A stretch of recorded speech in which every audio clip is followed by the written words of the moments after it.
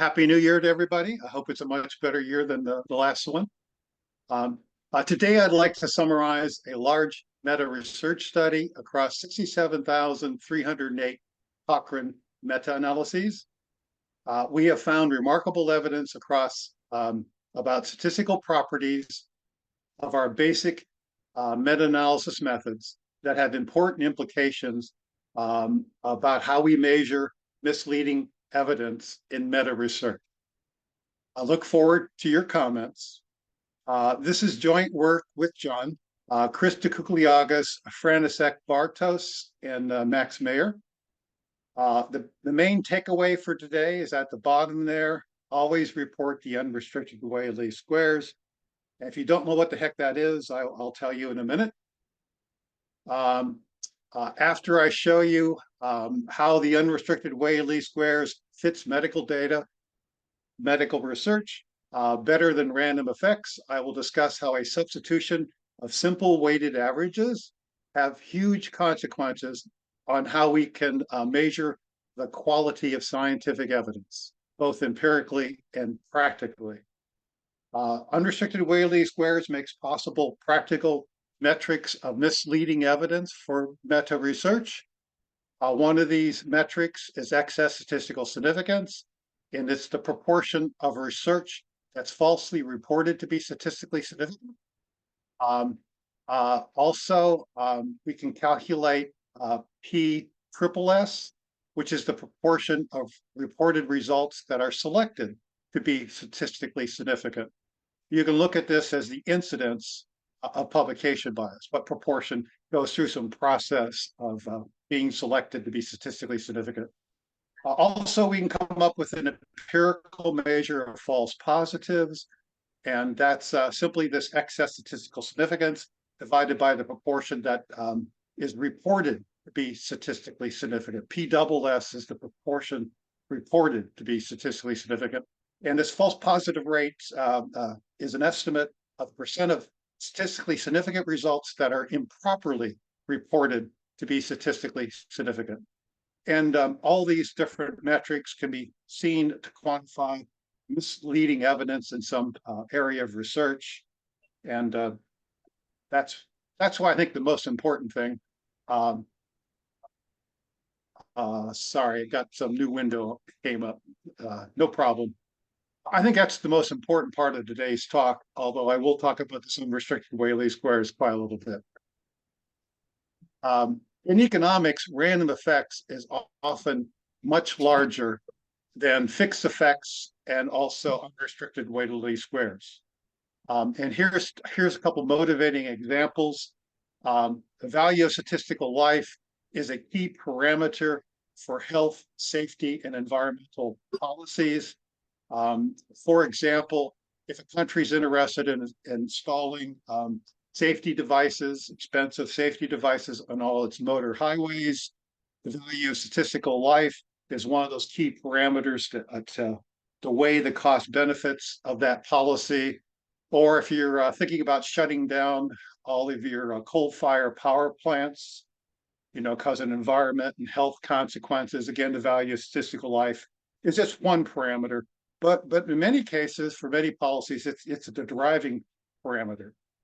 If you notice in the example, the value of statistical life, random effects estimates about this value, this parameter be three times, actually over 3 times larger than the unrestricted way of least squares estimates it to be because of publication bias, but this is common.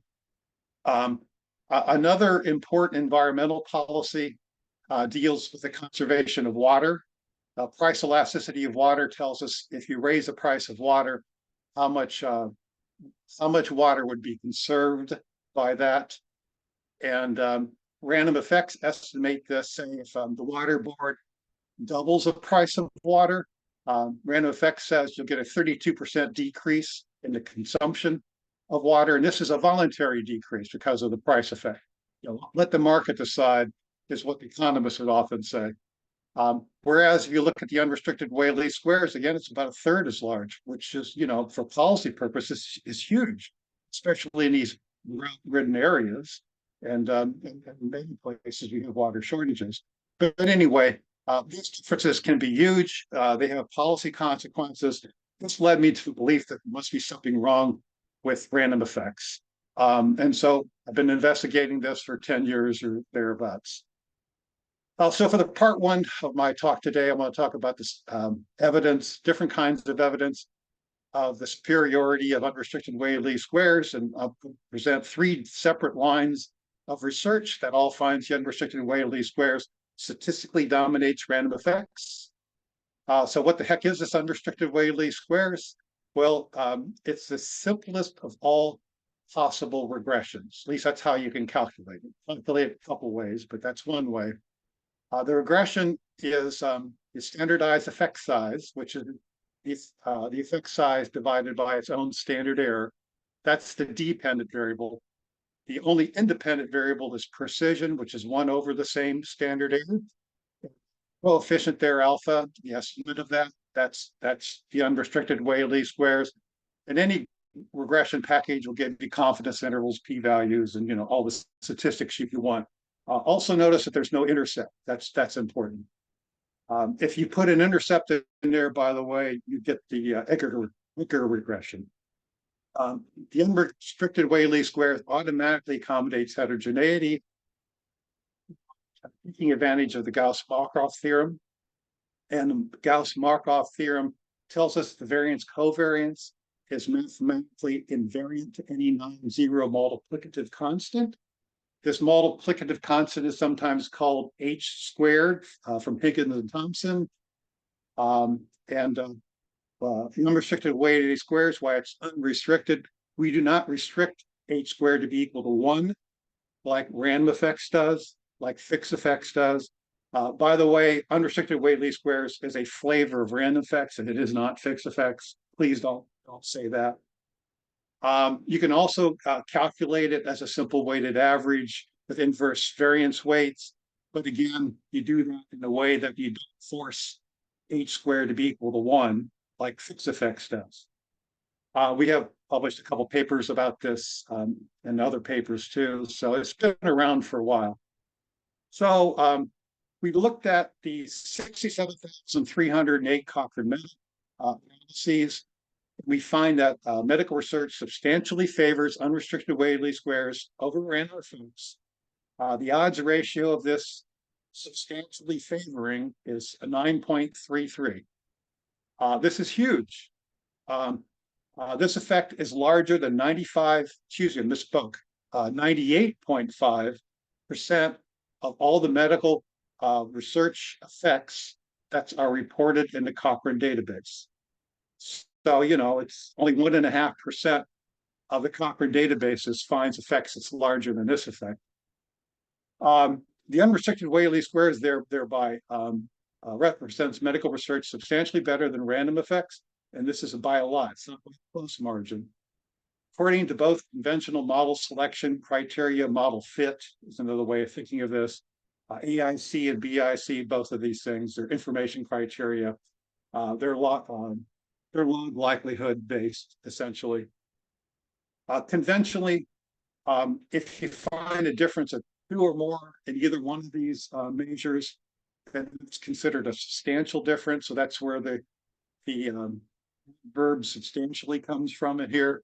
Because the unrestricted weighted least squares often finds, it's substantially better than random effects, not just a little bit better. This graph kind of says the whole thing for these 67,000 analyses. That big bar there is just to the right of 0, and that's in the direction that favors the unrestricted weighted least squares. And then the second one to the right, that's substantially favoring, not just favoring by a little bit, but that's substantially favoring, as all the other steps are to the right. And there's a 4-to-1 preference in medical research for the unrestricted weighted least squares over random effects, 4-to-1. But substantially favoring is even by a higher ratio, as we already talked about. This is a paper that we published last year. And the only other thing I want to say for right now is the unrestricted weighted least squares is also notably better than random effects for both very low and also high heterogeneity. across different sizes of meta-analysis. I'll call that K. We restricted our database to have at least 3 estimates, by the way, just so you have some observations to calculate. But even at the low sizes, it still favors unrestricted weighted least squares. Also for different outcomes, whether the outcomes are continuous or dichotomous. A second line of research was a presentation I gave here at Metrics in September of 22. It's another paper with John. Here we looked at meta research evidence in psychology across dozens of meta-analyses in psychology. And we found evidence that small studies have higher heterogeneity. This is typically the case, not always the case, but it's typically the case. And with such correlated heterogeneity that we find in psychology, when you set your parameters to reflect what we find in psychology, simulations show that the unrestricted weighted least square statistically dominates random effects, whether you have publication bias or not. Either way, it's still better. Thus, the scientific contributions of small studies is dubious, if that was ever in doubt. Typically, small studies have both higher heterogeneity and inadequate power, and not to mention that they're more likely to be selected to be statistically significant with researchers' degrees of freedom. Our third line of data and evidence comes from hundreds, literally hundreds of simulation experiments that are contained in about a dozen simulation studies. All of them show that the unrestricted weighted least squares dominates random effects when there is publication bias.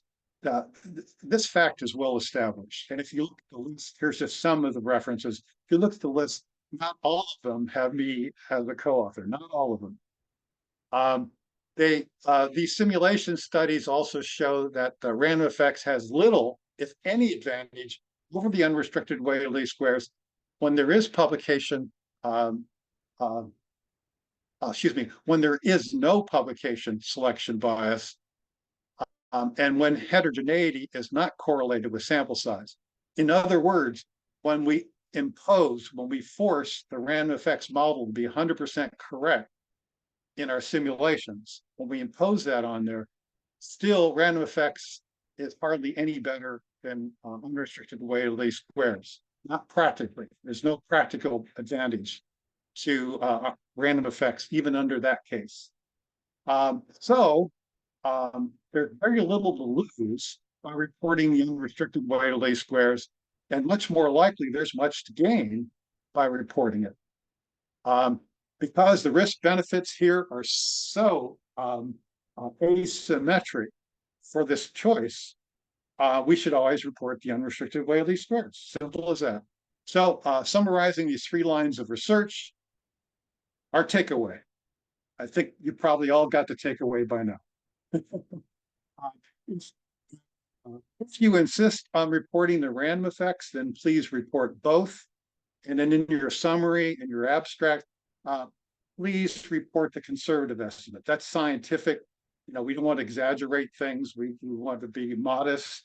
We don't want to go beyond our evidence. So if you want to report both of them, and then emphasize whichever one gives you a more conservative effect size, so you're not exaggerating. Okay, so part 2 is real short. I just want to mention that the unrestricted weighted least squares is really a whole family of estimators, weighted averages, and this family aggressively attacks publication bias more or less aggressively. We've already talked about the unrestricted weighted least squares. It's the least aggressive. WAP is the weighted average of the adequately powered. We developed this with John, and it calculates the unrestricted weighted least squares on only those studies that have at least 80% power, retrospectively calculated. This is more aggressive. Simulation shows you get a little bit more reduction in publication bias. In economics, often we get a big reduction in publication bias here, but not so much in medicine, not so much in psychology, but still it's usually an improvement. More aggressive still is a newer approach. It's the weighted and iterative least squares, WILS, and it first identifies if there's excess statistical significance. So I'll talk about coming up here. And if there is, then it removes those estimates most responsible for excess statistical significance. And it does this iteratively. Each time it recalculates the unrestricted weighted least squares on just the remaining ones after you eliminate the ones most responsible for the exaggeration. And it keeps doing that until you have no more excess statistical significance. It's the most aggressive. Most often simulations show that it reduces publication bias to negligibility, to some trivial amount. 2 years ago, I gave a metrics talk about how excess statistical significance can be used to test for the presence of publication bias. Today, I want to explore how excess statistical significance can tell us much more about, misleading evidence, about meta research. Yeah, I mean, it's kind of strange here. Unrestricted weighted least squares versus random effects is such a small difference. They're both weighted. All these estimates that we have in some area of literature, but it can make a big difference in practice. Because the unrestricted weighted least squares is smaller than random effects when there's publication bias, it ends up giving us a practical yet conservative estimate of the excess statistical significance. And as I'm going to show coming up, we can do a lot with this excess statistical significance. Kind of together here, unrestricted weighted least squares and excess statistical significance will give us tests, corrections, and new metrics for the severity of publication selection bias. And that's one of the important parameters we have for an area of research. It's one of the important parameters we'd like to know more about for meta research, among others, of course. Okay, so perhaps the most important part of today's talk is exploring more these ideas of how we can estimate misleading evidence. But before I do that, I've already said we have tests for publication bias from excess statistical significance, and we have corrections for it. I'll talk a little bit about those, not much. And then I'll get into these metrics. Again, excess statistical significance is one of these metrics, as it's an estimate of the percent of all evidence that's falsely reported to be statistically significant. Also, there's false positives. There's another measure, I don't know if I should call it tainted evidence, but for the moment, I'm going to call it tainted evidence. And it's the percent of statistically significant results that were selected to be statistically significant. I think that's an interesting way of looking at it too, perhaps. Also, I've recently found out that excess statistical significance entails the probability that the reported study was selected to be statistically significant. In other words, we can calculate an estimate of the incidence of publication selection bias, or the incidence of selection, if you prefer, and I call that PSSS. And again, I think this is a key metric for meta research. So what the heck is excess statistical significance? Even though I've given a talk on this before, I should talk about it a little bit today. It's simply the observed portion that are reported to be statistically significant, that's PSSS, minus the expected proportion we should find that are statistically significant if there was no publication bias. I'll repeat, if there was no publication bias. That's the difference. We can calculate this excess, we can calculate ESIG. ESIG is my shorthand notation for this expected portion when there's no publication bias. Anyhow, we can calculate that from an individual estimate's standard error, for some measure of heterogeneity variance. Use random effects for that. There's other ways we can do it. And also the unrestricted weighted least squares. That's the three things we need to know. So for each estimate, we calculate ZI, and because we use the individual standard error for that estimate in the formula for the calculation, it's the normal calculation. In the denominator, we have the variance in the square root sign, and the total variance, as we all know, is the sampling error variance, which is SE squared. plus a measure of heterogeneity variance. Of course, take the square root of that because we went to standard deviation. E sig then for the particular estimate is 1 minus the cumulative normal for that z-value. The z-value you calculate there for particular values here. That will give you an E sig for every estimate you have in your research literature, in your meta-analysis. That's not the E sig I use. The E sig I use is, for the whole area of research. So to accumulate this over the whole area of research, you just add them up. And assuming you can, so you add them up over all k. If you convert it to a proportion, you simply divide it by k. That's as simple as it is. And then so again, to get excess statistical significance, you can observe how many of the reported results were reported to be statistically significant. And here we can calculate this estimate of what we should have expected if there was no publication bias. I'll just say this now, but I'll come back to it. ESS, the way we calculate it, is an underestimate, a conservative estimate. Okay, so again, I gave this metrics talk 2 years ago. But we with John again, we came up with this. It's a generalization. I think an improvement over John and Tom's excess statistical significance test that they had. The difference is we allow for heterogeneity. But anyway, it leads to this test, which I call the proportion of statistical significance test. This is the simplest of all possible hypotheses. This is literally, I'd say it's statistics 101. I taught introductory statistics for 40 years. It's more like statistics 205 or some such thing usually. Where it's basic statistics. In the null hypothesis, we have population portion reported to be statistically significant. That's a pi. And the null hypothesis is that the actual proportion is less than or equal to this expected proportion if there was no publication bias. And turns out, in a simple normal z-value, nothing to it, the numerator is excess statistical significance. Here it comes again.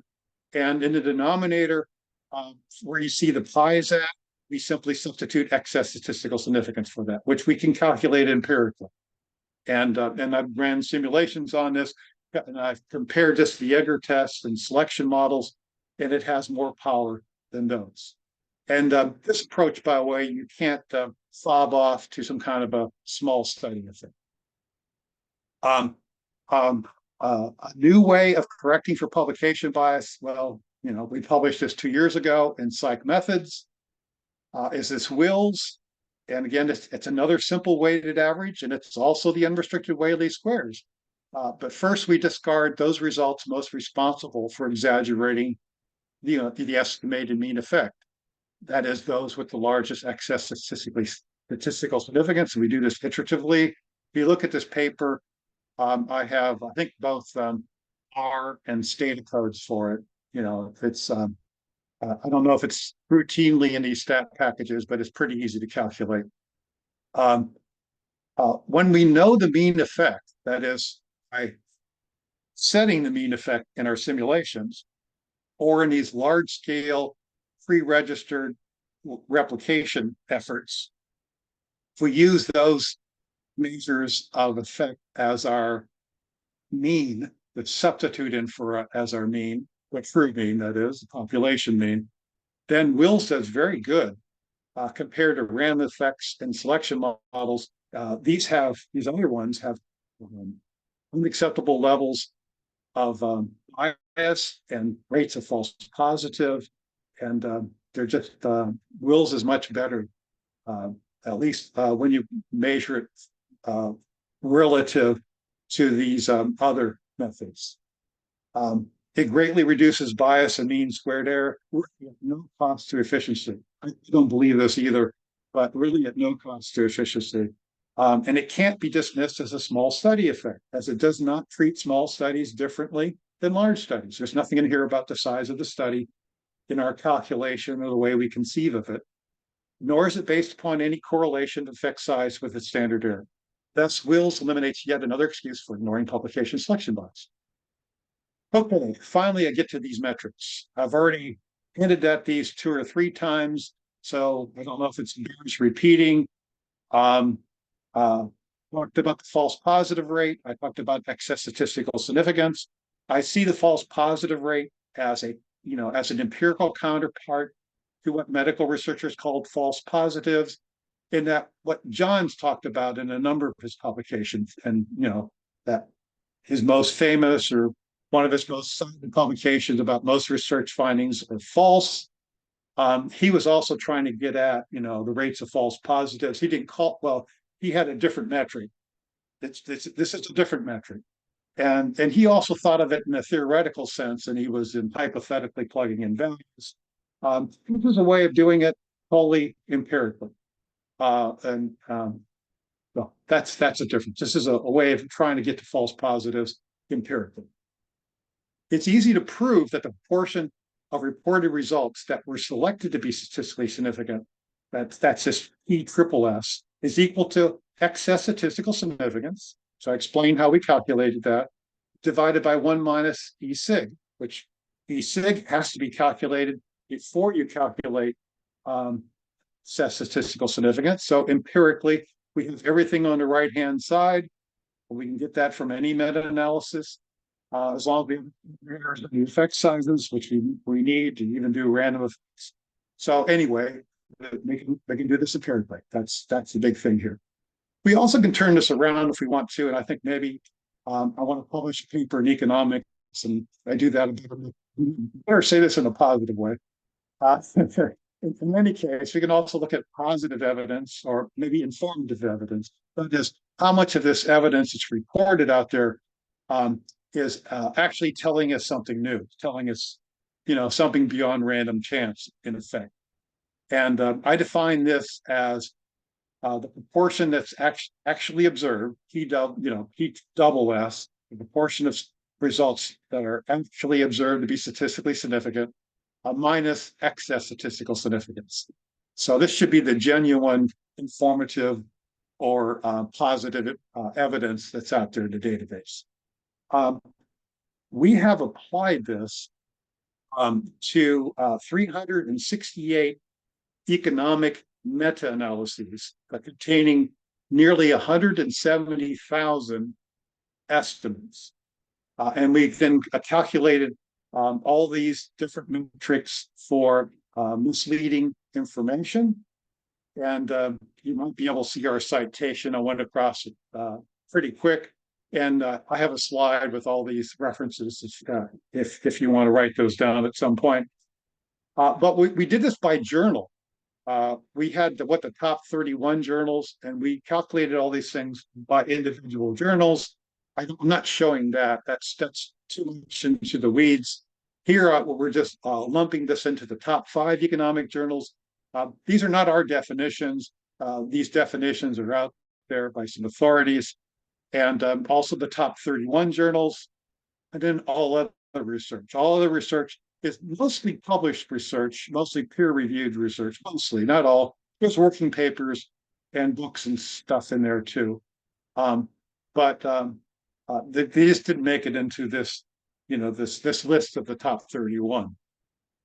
So at the top 5 journals, supposedly economists think these are the best results. Many economists won't even look at evidence that's reported anyplace else.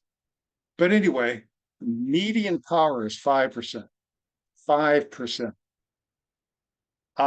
The proportion that they report to be statistically significant is 52%. Excess statistical significance is 25%. The false positive rate is a little bit less than 50%. So I guess it's not full, but it's 49%. The proportion that was selected to be statistically significant, we estimate to be 35%, and that's 35% of all of them. If you look at that proportion compared to what's reported to be statistically significant, you might call this tainted evidence. You find that 2/3 of the positive evidence reported at the best economic journals is tainted, or whatever you want to call it. Perhaps not the best term. Jumping down to other research, the 3rd row there, course, we have a lot more estimates there. We have 145,000 as opposed to only 4,000 in the top 5, but we have over 22,000 in the top 31. Anyway, power is 9%. Excess statistical significance is half of what it was at the top 5, 12%. The false positive rate is not quite half, but it's much lower, 28%. And proportion that's reported to be statistically significant is 17%, which is about half of what it was at the top 5. John's published a paper about the winner's curse quite a few years ago by now, which suggested that the best journals, the highest rated journals, are going to publish the more dramatic, the more statistically significant results. And by the way, we have a paper that corroborated John's winner's curse idea in health economics. We looked at a couple meta-analyses in health economics, and we corroborated that. Here we're corroborating this idea of winner's curse writ large across economics, because there's a big difference between the top 5 and just things are not published, things that are published in low-level journals, and frankly, things that published in low-level journals are just much better. Economists won't like that. In any case, if you look at the bottom 2 rows, there is some good news here. The bottom 2 rows have to do with experimental evidence. We do experimental economics, but it's a small part of our research base. Most of our research base is observational. But anyway, if you look at median power, man, it goes up 78% with it's published in the top 31 journals, 42% otherwise. Excess statistical significance goes down to about 10% or 7% generally.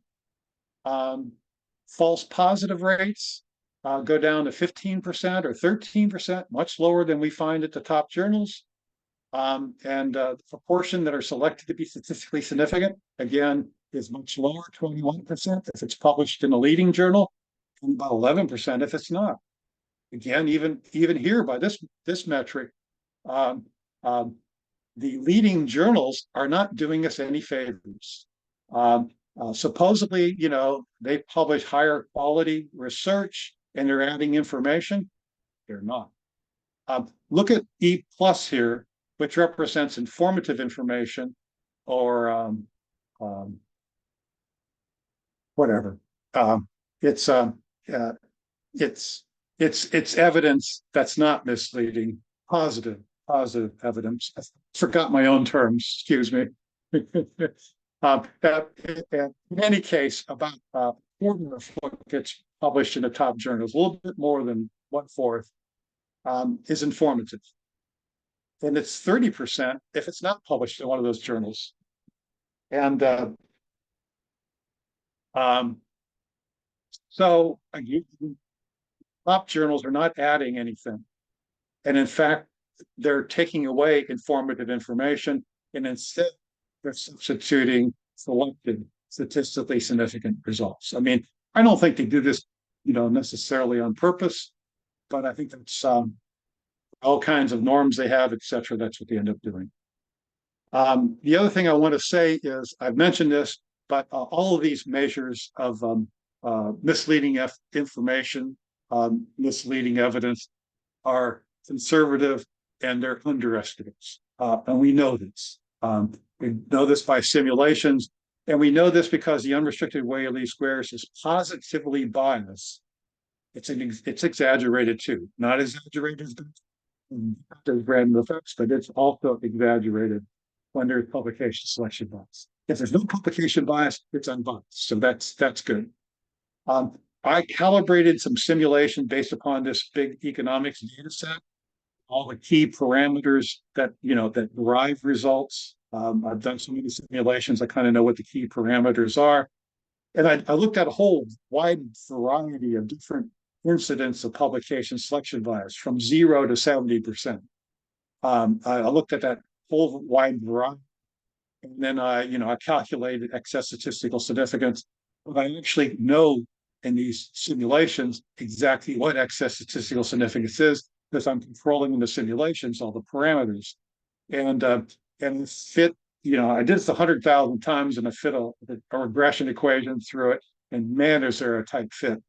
And this is highly reliable, has 98% reliability. Anyway, the amount it's underestimated by is 22%. And so we could even correct for that 22%. If we correct for that 22%, all these measures of misleading information are even worse. I mean, they were bad enough before, but now the rates of false positives are even greater than 50%. Thank you for your attention. I look forward to your comments.